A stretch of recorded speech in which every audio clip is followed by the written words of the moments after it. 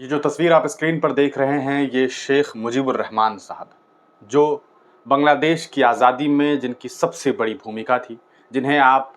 कह सकते हैं कि बांग्लादेश के गांधी थे। आज उनकी इस मूर्ति पर, उनके इस मुजस्समा पर आप देख सकते हैं कि लोग हथौड़ा चला रहे हैं, छात्र हैं, ये वहाँ के वो लोग हैं जो आज उनकी बेटी शेख हसीना के खिलाफ आंदोलन कर रहे हैं। शायद शेख हसीना अपने पिता के दिए गए ज्ञान को नहीं ग्रहण कर सकी, या कहा जा सकता है कि उन्होंने जो चीज़ें सोची थी, जो उनका अपना एक तरीका था, उन तरीकों पर उनकी बिटिया नहीं चली और अंततः रिज़ल्ट ये सामने आया कि जिस शेख हसीना को डेमोक्रेसी में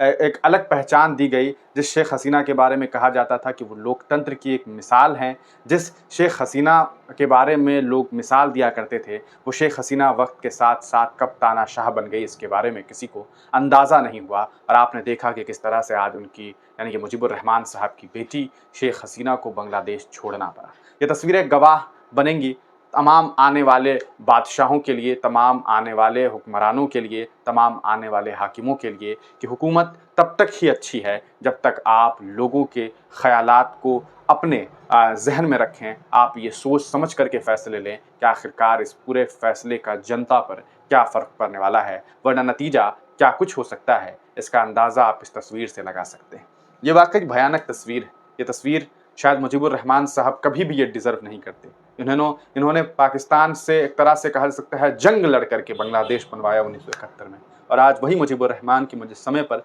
किस तरह से हथौड़े चल रहे हैं, ये आप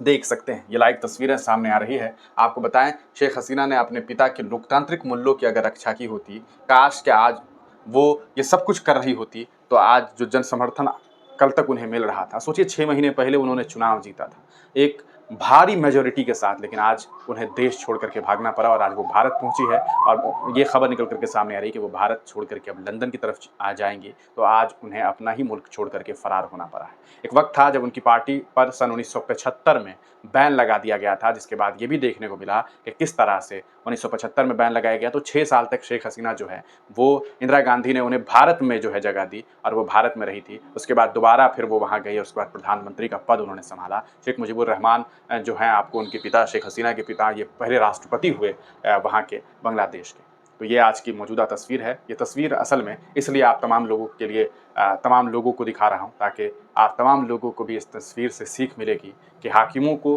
कभी ये नहीं समझना चाहिए कि वो बहुत बड़े हाकिम हैं और उनसे बड़ा कोई नहीं। अपनी राय कमेंट सेक्शन में ज़रूर दीजिए।